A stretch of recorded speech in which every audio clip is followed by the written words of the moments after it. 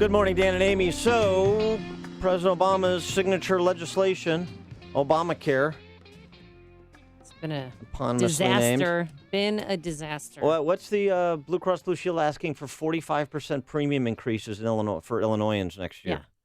And a lot of people that signed up on the private exchange for Blue Cross Blue Shield of Illinois that are receiving cancer treatments, chemotherapy, radiation, have been cut off until you have to sign up with a different provider, and you can no longer attend Northwestern, Rush, or University of Chicago. And there are fewer providers as the economics are such that so many who thought this would be such a great gambit, government-directed health insurance, are finding out not so much.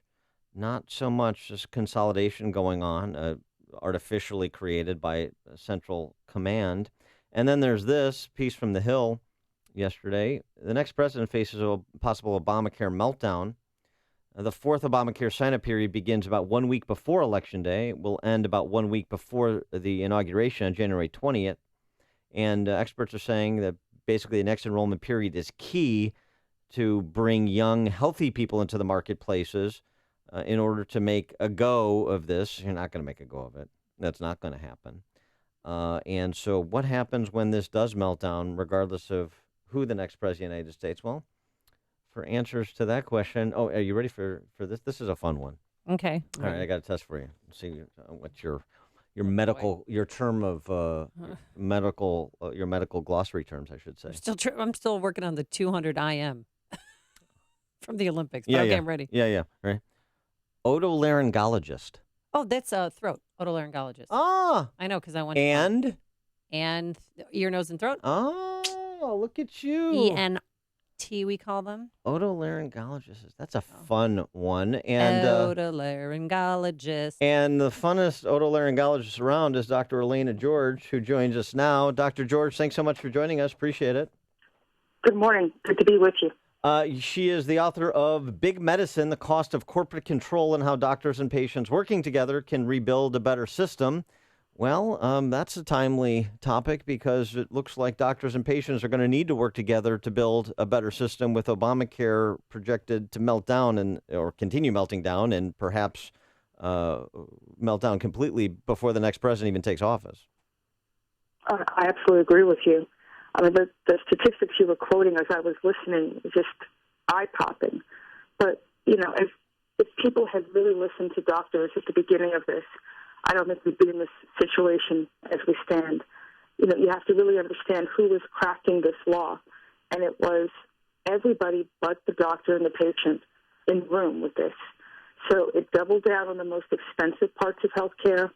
There was a lot of crony deals made so that the insurance companies initially were supposed to be paid regardless of whether they made money or lost money. They were supposed to be made whole.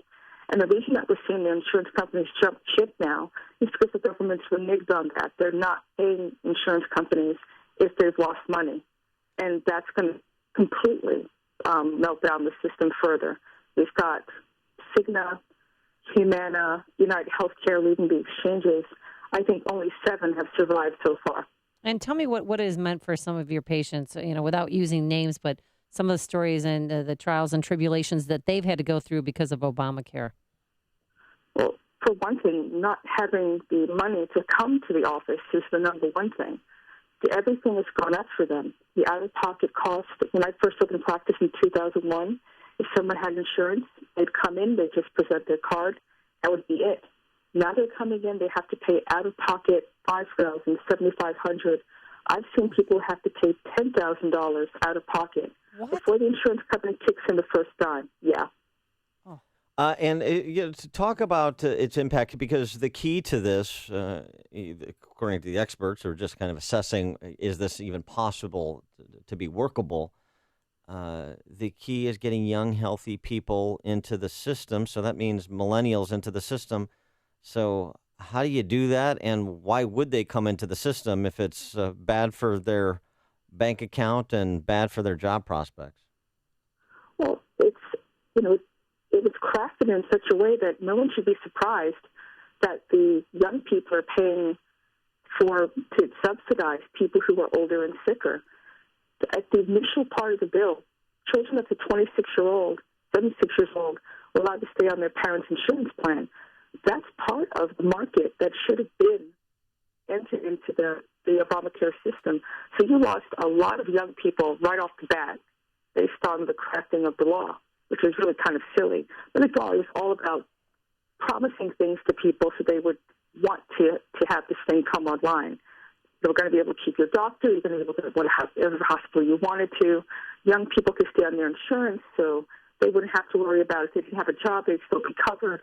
But, be careful what you ask for, because ultimately the insurance companies have now, the way they've implemented their policies, you actually are paying for the privilege of carrying a piece of plastic. And having health insurance does not equal access to quality health care at this point. It means you're just carrying something so you're not being taxed and fined. So your point of contention has always been that had Congress taken time to work with doctors instead of forcing this nationalized healthcare system, things would be different. Absolutely. Just think about how this law is crafted again. If you have a health savings account, for example, that means you put your own money into a pool that you should be able to draw from to do whatever you want medically. Well, it's administered by the insurance companies. So if they don't cover whatever procedure or visit or whatever the doctor and the patient wants, the health savings accounts cannot be used for whatever the patient wants to use it for. If you have a prescription written, you can't use it for supplements. You have to use it for brand-name prescription drugs, the most expensive parts of healthcare, with the patient having to be beholden to the insurance company.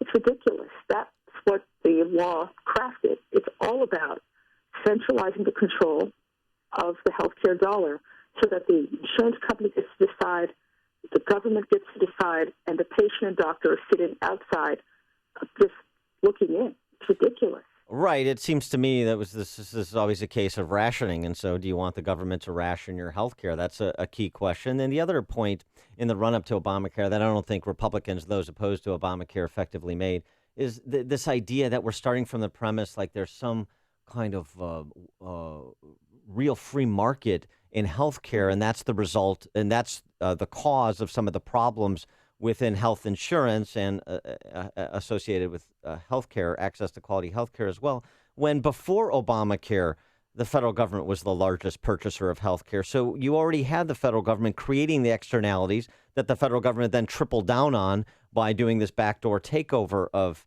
the health insurance market. And so on a go-forward basis, what in addition to HSAs is part of the solution to move government out of that role of central planner, not just with respect to undoing the damage of Obamacare, but undoing the damage they were doing prior to Obamacare? The number one thing is to find independent physicians. Any doctor, we've gone from 55% of doctors being independent, completely devoid of any payment or salary from a hospital, down to 30%. So doctors have moved into a system where they no longer control the healthcare dollar. It's the hospital. So the first thing you need to do is find an independent doctor, one that can make a deal with you. This is kind of a weird statement to make, but it's true at this point. It's cheaper to access healthcare in our country if you pay out of pocket than it is to use your insurance card. Mm-hmm. There's sliding scale. Yeah. There's direct primary care doctors. I barter in my practice. It's all about, paying, have a free market mentality where you ask the doctor, you ask the hospital, if you're paying out of pocket, what deal can you cut me? They're cutting deals of 50, 60, 70% in hospitals. If you go and say, I'm going to pay you cash, what are you going to give me for it? Mm-hmm. That's where we are right now. And independent doctors control their bottom line. There's no administrative fees tacked on. Mm-hmm. It's transparent. If you go online, you can find doctors all over the country who actually believe this and are willing to make a deal. And the cost is a fraction of what you're paying. If I take a patient for a tonsil operation to a freestanding surgery center, it's about $2,500 for that case. If I take that same patient to a hospital, it's about $9,000 for the same procedure. I'm the same doctor, right, but the administrative fees of the hospital get tacked on. That's a problem. So if patients now withdraw their consent from this system, start putting pressure economically on the system. If they don't have the business, they're going to start making deals. You're going to be able to actually control the market. There's a surgery center in Oklahoma that has all their prices listed online. The hospitals in their city have had to drop their prices in order to be competitive because patients, they know what the bottom line is. They're starting to use their economic power. That's what patients need to do. Power to the patient. I like it. And a sense of urgency about it, too, as you're talking about going from 55% of physicians being independent to 30%. So before they're all swallowed up by Leviathan, it's time to move in that direction. Dr. Elaina George, the book, Big Medicine, The Cost of Corporate Control and How Doctors and Patients Working Together Can Rebuild a Better System. Dr. George, thanks so much for joining us. Appreciate it. Thank you for having me. And she joined us on our turnkey.pro answer line.